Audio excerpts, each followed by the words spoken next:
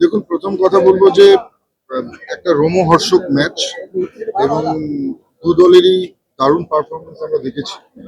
আর খেলায় নিশ্চিতভাবে হার জিত থাকে। আহ, তবে আহ, দু দলই আজকে যথেষ্ট অত্যন্ত ভালো খেলেছে এবং দু দলের সমর্থকরাই কেউ কারোর থেকে কম নয়, একেবারে মানে হাড্ডাহাড্ডি লড়াই। আর নিশ্চিতভাবে এত সুন্দর একটা ম্যাচ আমরা উপভোগ করতে পেলাম আজকে এবং এত শান্তিপূর্ণ ভাবে।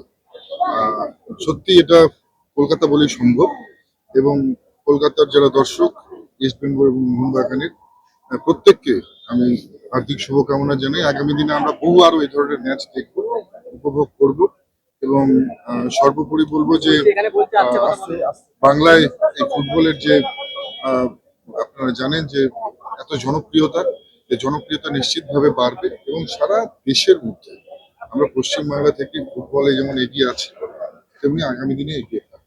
মিঠুনদা আপনার সঙ্গে দেখা করেছিলেন বেঙ্গল ফুটবল একাডেমি নিয়ে। ফুটবলের যে সামগ্রিক পরিবেশ, এটা একটা বিউটি বলা হয়, এশিয়ার সেরা ডার্বি বলা হয়।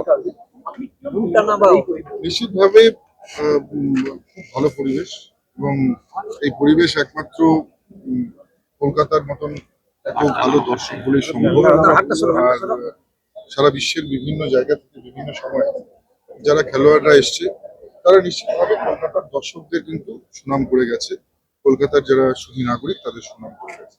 কিন্তু আমাদের দুঃখের বিষয় যে আপনারা জানেন যে গত একটা মেসি কাণ্ডে সবকিছু মেসাগার হয়ে গিয়েছে এবং সেটা আমাদের জন্য একটা কালো অধ্যায়, লজ্জাজনক অধ্যায়।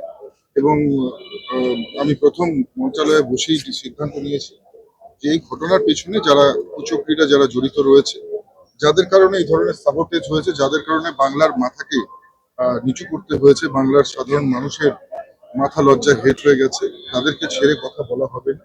তাদের জন্য উপযুক্ত, তারা যেরকম কাজ করেছে তাদের সেই কাজের জন্য সমান মাপের সাজা হবে নিশ্চিতভাবে। এবং আমরা যারা এজেন্সি রয়েছে তাদেরকে পরিষ্কারভাবে বলে দিয়েছি যে মেসি কাণ্ডের সঙ্গে কে জড়িত সেটা তো নিশ্চিতভাবে তদন্ত সাপেক্ষে উঠে আসবে। কিন্তু যে সাধারণ মানুষ, দর্শকরা যারা নিজেদের কষ্টার্জিত পয়সা জমা করে যারা টিকিট কেটে যারা মাঠে খেলা দেখতে এসে মেসিকে দেখতে এসেও দেখতে পারেনি, বরঞ্চ তাদেরকে বিড়ম্বনার শিকার হতে হয়েছে, একটা খুব খারাপ অভিজ্ঞতা নিয়ে ফিরে যেতে হয়েছে, তাদের প্রত্যেক আমরা তাদের যে কষ্টার্জিত অর্থ সেই অর্থ ফেরত দেওয়ার কথা বলেছি।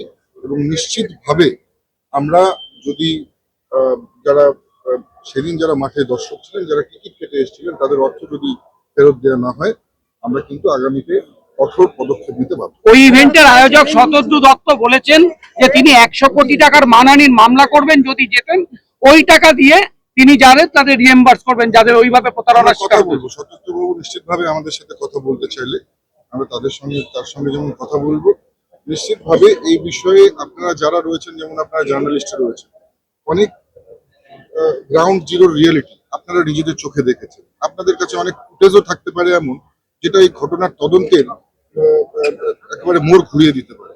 নিশ্চিতভাবে আপনারা যদি সহযোগিতার হাত বাড়াতে চান আমরা অলওয়েজ ওয়েলকাম করছি, কারণ খেলাধুলোর ব্যাপারে পশ্চিমবঙ্গের রাজনীতি আমরা কোনোভাবেই বরদাস্ত করবো না।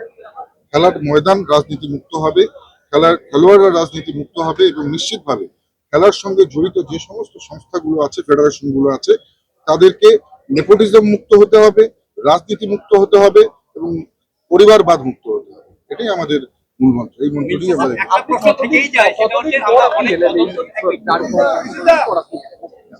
দেখুন, ডার্বি দেখতে আমি কতদিন পরে এলাম সেটা তো নিশ্চিতভাবে একটা প্রশ্ন।